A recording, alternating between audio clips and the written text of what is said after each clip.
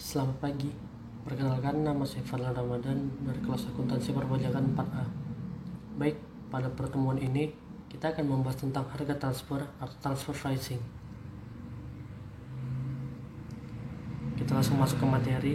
Harga transfer atau transfer pricing adalah harga barang atau jasa yang ditransfer antar pusat pertanggungjawaban dalam perusahaan, meliputi semua bentuk alokasi biaya dari departemen ke departemen lain, dan harga jual produk atau jasa yang ditransfer antar pusat laba.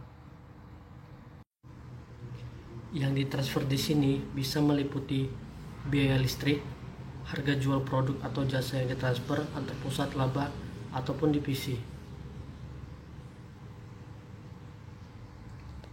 Atau juga kita sebut juga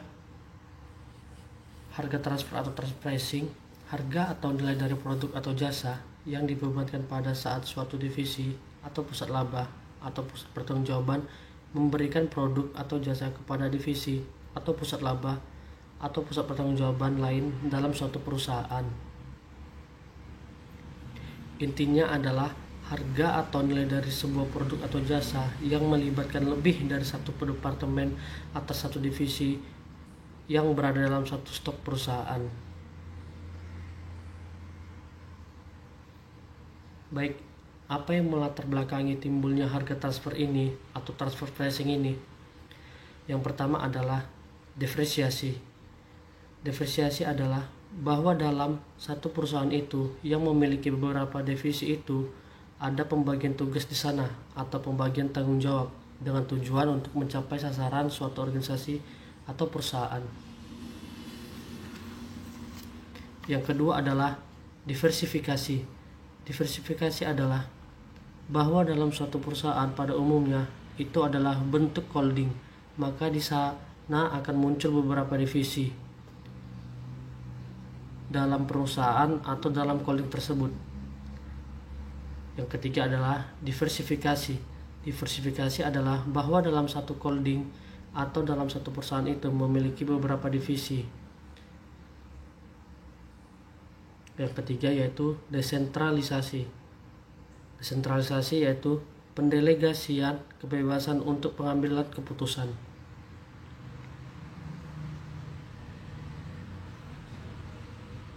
Baik, selanjutnya bentuk desentralisasi. Bentuk desentralisasi ini ada 3, yaitu fungsional, geografikal, dan profit. Fungsional yaitu fungsi pokok yang dijalankan, sedangkan geografikal yaitu wilayah geografis, sedangkan profit itu adalah pusat-pusat laba.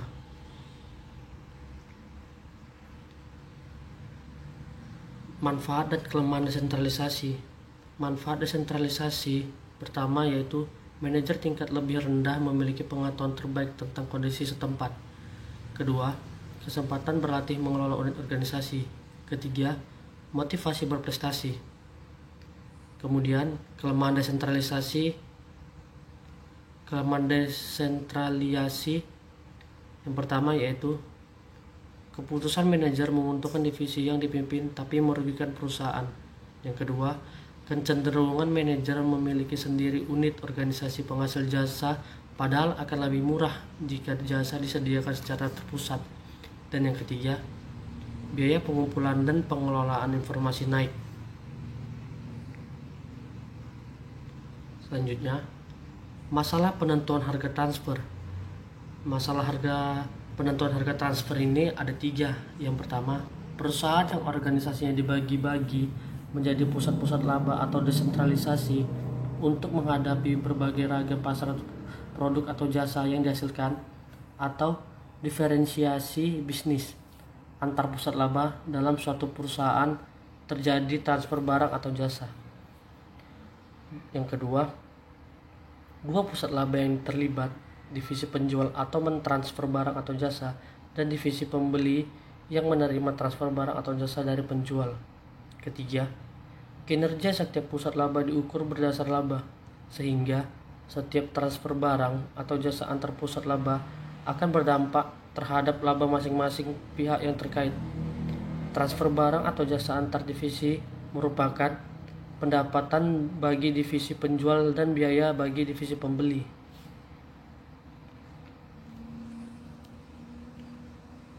Kemudian karakteristik harga transfer, yaitu masalah harga transfer hanya timbul jika divisi terkait diukur kinerjanya berdasarkan atas laba dan harga transfer atau berdasar nilai barang atau jasa yang ditransfer, merupakan unsur yang signifikan dalam membentuk biaya penuh produk yang diproduksi divisi pembeli. Jika nilai barang atau jasa ditransfer tidak signifikan, tidak masalah dalam perusahaan. Kedua, bagi divisi penjual, harga transfer selalu mengandung unsur laba di dalamnya. Harga transfer merupakan pendapatan atau unsur laba sebagai dasar pengukuran kinerja divisi. Ketiga, harga transfer merupakan alat untuk mempertegas divisionalisasi dan diversifikasi bisnis perusahaan dan mengintegrasikan divisi yang dibentuk perusahaan. Negosiasi untuk menetapkan harga barang atau jasa yang ditransfer antar divisi. Kemudian, bagaimana metode harga transfer ini? Nah, di sini kita akan lihat metode harga transfer di sini pada fungsinya ada dua, yaitu harga transfer atas dasar biaya cost atau cost based transfer price, yaitu sebutannya yaitu full cost, variable cost, dan activities based costing. Metode kedua adalah harga transfer atas dasar harga pasar atau market based transfer price.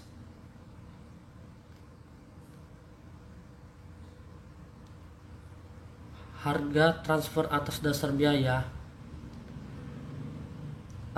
atas dasar biaya lengkap atau full cost, yaitu biaya yang dipakai sebagai dasar transfer adalah semua biaya untuk menghasilkan produk atau jasa sudah dalam keadaan siap untuk ditransfer.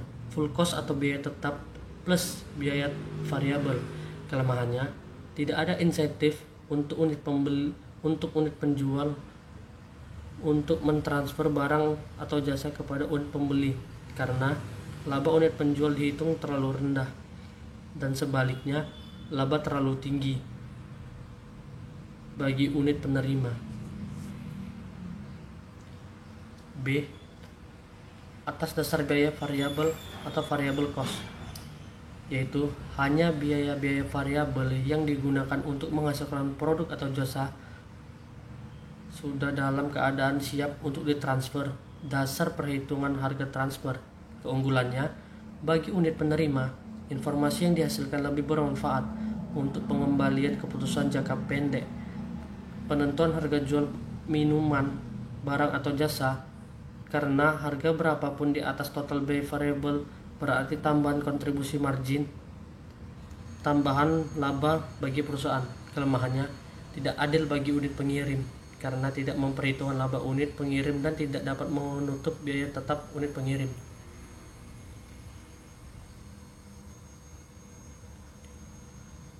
Baik, komponen biaya yang diperhitungkan di mana biaya digunakan sebagai dasar penentuan harga transfer.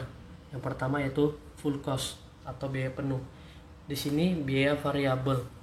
Biaya produksi variabel, biaya pemasaran variabel, biaya administrasi dan umum variabel. Total biaya variabel.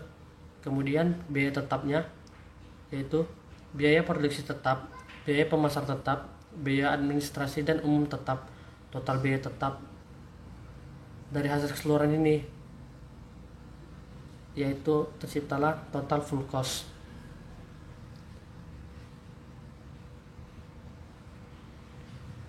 Yang kedua, variable cost atau biaya variabel, biaya produksi variabel, biaya pemasaran variabel, biaya administrasi dan umum variabel. Total biaya variabel.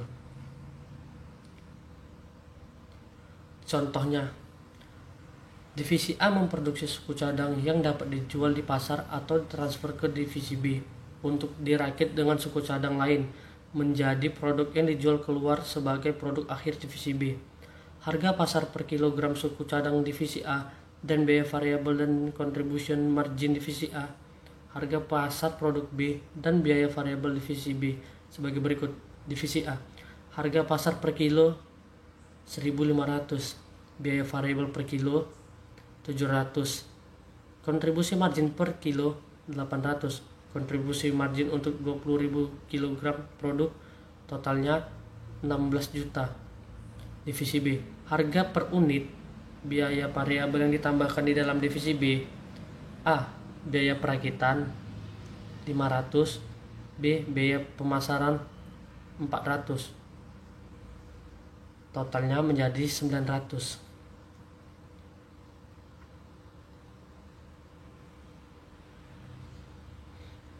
Oh iya, di sini kenapa di kontribusi margin per kilo itu 800? Karena harga pasar per kilo dikurangi biaya variabel per kilo, 1.500 dikurangi 700, maka dapatnya yaitu 800. Kemudian, lalu bagaimana penyelesaiannya? Yang pertama, jika divisi A beroperasi pada kapasitas penuh yang dihasilkan terserap oleh pasar, maka sebaiknya suku cadang tersebut dijual keluar dengan harga Rp1.500. Pada kondisi ini, divisi tidak akan membeli suku cadang dari divisi A, karena pada harga suku cadang A Rp1.500, ini di divisi B akan mengalami kerugian sebagaimana berikut. Divisi B, harga per unit 1.700, dari divisi A 1.500. Divisi B, A, biaya perakitan 500, B, biaya pemasaran 400, totalnya menjadi 2.400. 1.500 ditambah 500 ditambah 400 menjadi 2.400.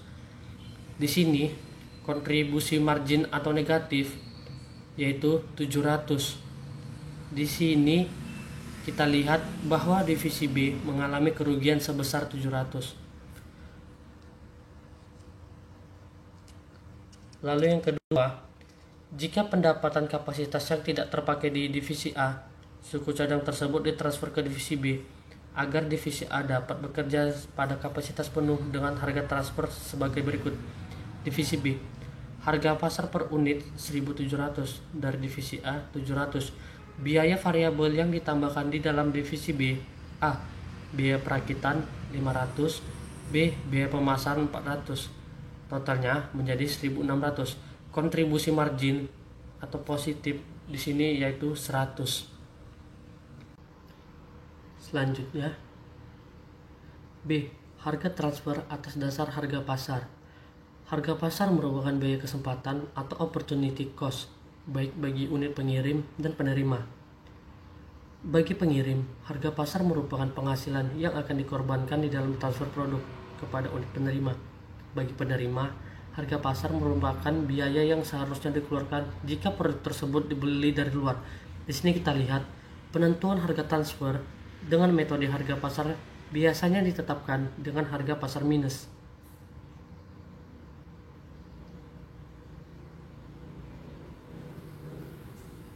Selanjutnya, transfer antar pusat laba. 1. Kuantitas produk yang ditransfer antar divisi cukup besar, yaitu penghematan biaya bagi divisi penjual karena produksi yang besar tersebut potongan sama dengan potongan volume. Kedua, penjual tidak mengeluarkan biaya penjualan, komisi penjualan, biaya penagihan, dan lain-lain. Dan yang ketiga, transfer yang dilakukan divisi produksi menghilangkan biaya penggudangan.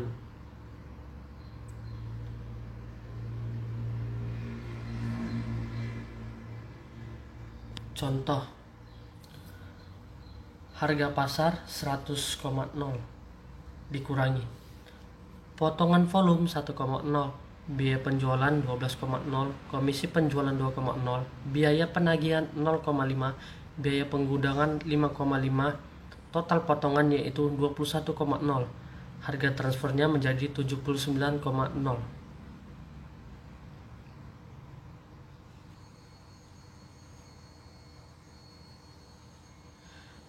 Di sini kita akan lihat dasar penentuan harga transfer terbagi dua, yaitu biaya dan harga pasar. Atas biaya ada 3, yaitu full costing, variable costing, dan activity based costing. Selanjutnya, perhitungan harga transfer dengan cost based transfer pricing. Pendekatan full costing, unsur biayanya itu biaya produksi, sedangkan markupnya biaya non produksi ditambah ya persen X aktivitas penuh biaya produksi. Kemudian variable costing, unsur biayanya biaya variabel, markupnya biaya tetap ditambah ya persen dibagi aktiva penuh atau biaya variabel. Activity based costing, unsur biayanya itu unit level activity, bed related activity, product sustaining activity, facility sustaining activity. Selanjutnya, unit level activity cost, yaitu biaya ini dipengaruhi oleh jumlah unit produk yang dihasilkan. Contoh, biaya bahan baku, biaya tenaga kerja langsung, biaya energi, dan biaya angkut. Kedua, batch related activity cost, yaitu biaya ini tergantung dari frekuensi order produksi yang diolah oleh fungsi produksi. Biaya ini tidak dipengaruhi oleh jumlah unit produk yang diproduksi dalam setiap order produksi. Contoh, setup cost untuk menyiapkan mesin dan equipment sebelum proses produksi, biaya angkutan bahan baku dalam pabrik, biaya inspeksi, dan biaya order pembelian. 3. Product sustaining activity cost, yaitu biaya ini berhubungan dengan penelitian dan pengembangan produk dan biaya mempertahankan produk agar tetap dapat dipasarkan. Contoh, desain dan pengujian produk. Dan yang keempat, facility sustaining activity cost. Biaya ini merupakan dengan kegiatan untuk mempertahankan kapasitas yang dimiliki oleh perusahaan. Contohnya, biaya depresiasi, amortisasi, dan asuransi. Contoh soal, PT X memiliki divisi A dan divisi B. Divisi A menghasilkan suku cadang Q, ditransfer ke divisi B. Divisi A direncanakan beroperasi pada kapasitas normal 1000 unit dengan taksiran biaya penuh sebagai berikut. Biaya produksi 50 juta, biaya produksi V 150 juta, biaya administrasi dan umum T 40 juta, biaya administrasi dan umum V 10 juta, biaya pemasaran T 15 juta, biaya pemasaran V 5 juta. Total biaya penuh divisi A yaitu 270 juta. Total aktiva pada awal tahun anggaran diperkirakan sebesar 1 miliar dan laba yang diharapkan yang dinyatakan dalam tarif kembalian investasi atau of return on investment sebesar 20%. Selanjutnya, cost based transfer pricing, pendekatan full costing. Yang pertama, perhitungan markup. Biaya administrasi dan umum 50 juta, biaya pemasaran 20 juta. Total biaya non produksi, laba yang diharapkan keseluruhannya yaitu 70 juta. 20% dikali 1 miliar menjadi 200 juta. Dapat 200 juta ini yaitu dari sini. Dari biaya produksi T ditambah biaya produksi V, 50 juta ditambah 150 juta, yaitu menjadi 200 juta. Jumlahnya menjadi 270 juta. Total 270 juta ini yaitu total biaya non produksi ditambah biaya T dan V 200 juta menjadi 270 juta. Biaya produksi yaitu adalah 200 juta. 1,35 sama dengan 135%.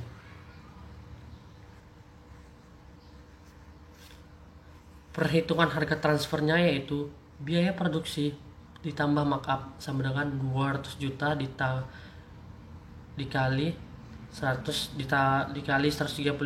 dibagi 200 juta sama dengan 470 juta atau 470.000 per unit.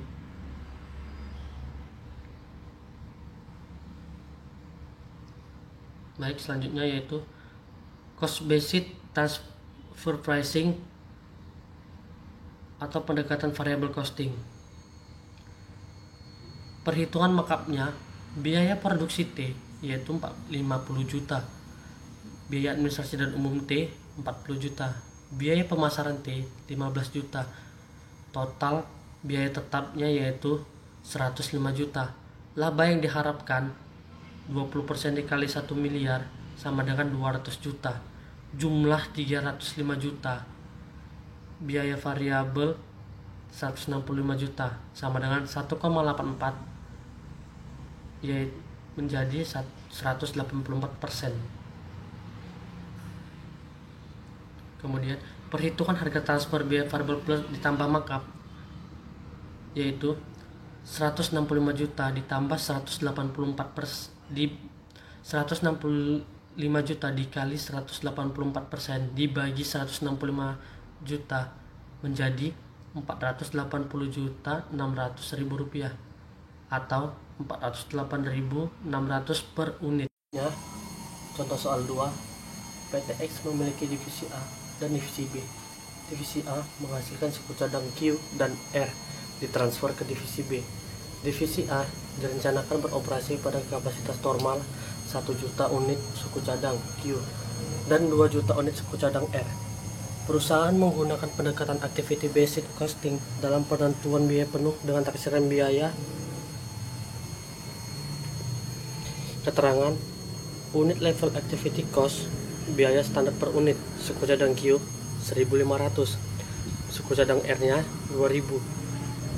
Batch related activity cost, biaya standar per batch suku cadang Q nya 200.000, suku cadang R nya 150.000. Product sustaining activity cost, biaya per unit suku cadang Q nya 500, suku cadang R nya 300. Facility sustaining activity cost dan biaya setahun suku cadang Q nya 200 juta dan suku cadang R nya 400 juta. Total aktiva divisi A pada awal tahun anggaran diperkirakan sebesar 1 miliar dan laba yang diharapkan yang dinyatakan dalam tarif kembalian investasi atau rate of return on investment sebesar 22%.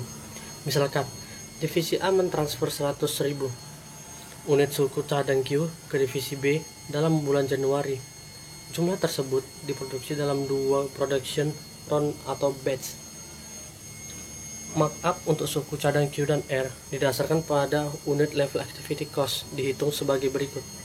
Laba yang diharapkan 22% dikali 1 miliar sama dengan 220 juta. Unit level activity cost suku cadang Q sama dengan 1 juta dikali 1.500 sama dengan 1.500. Suku cadang R sama dengan 2 juta dikali 2.000 sama dengan 4 juta. Totalnya menjadi 5 miliar 500 juta. Markup 4%, 220 juta dibagi 5 miliar 500 juta.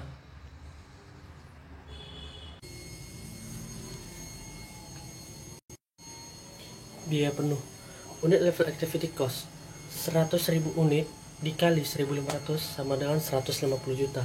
Batch related activity cost 2 batch dikali 200.000 sama dengan 400.000. Product sustaining activity cost 100.000 unit dikali 500 sama dengan 50 juta. Facility sustaining activity cost 100.000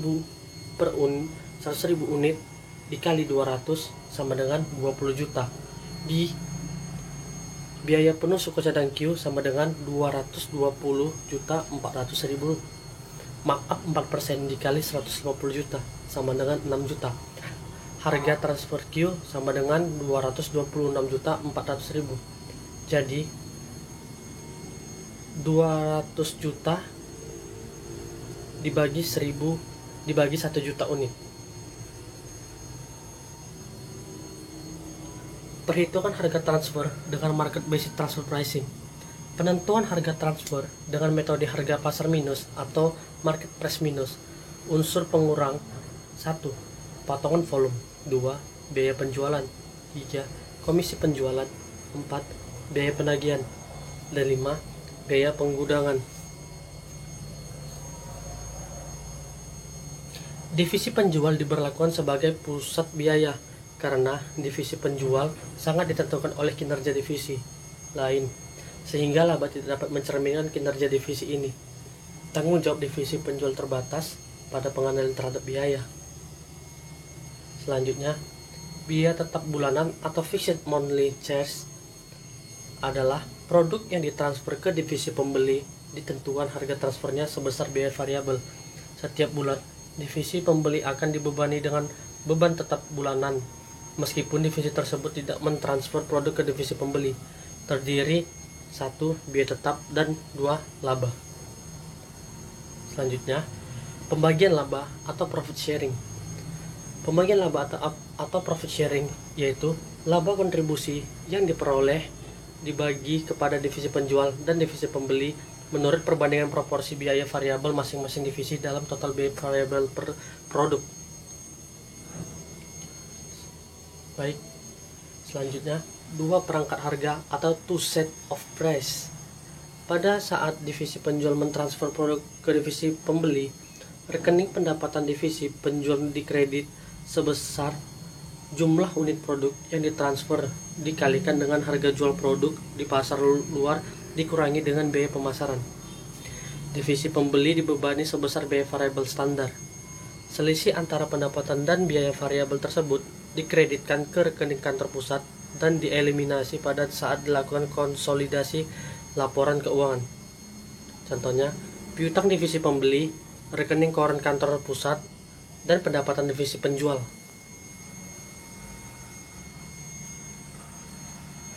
Keunggulan dan kelemahan metode penentuan harga transfer atas dasar harga pasar.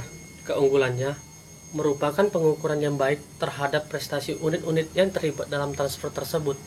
Kelemahannya, tidak semua produk mempunyai harga pasar.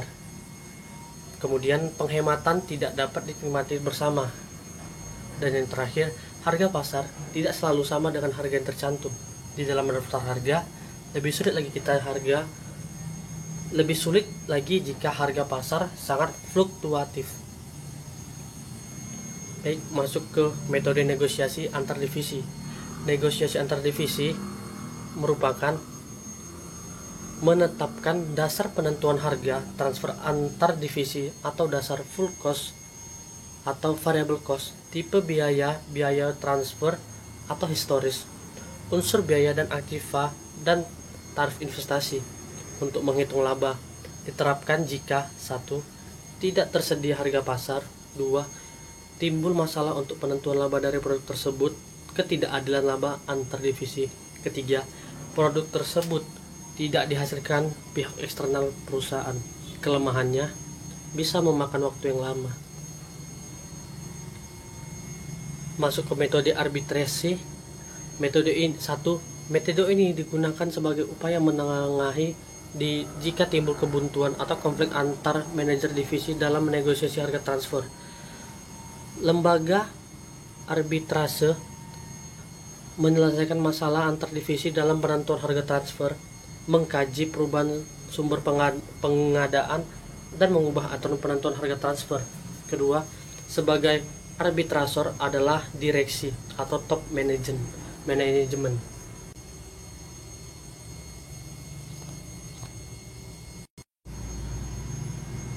Baiklah, sekian resume saya mengenai materi harga transfer atau transfer pricing ini.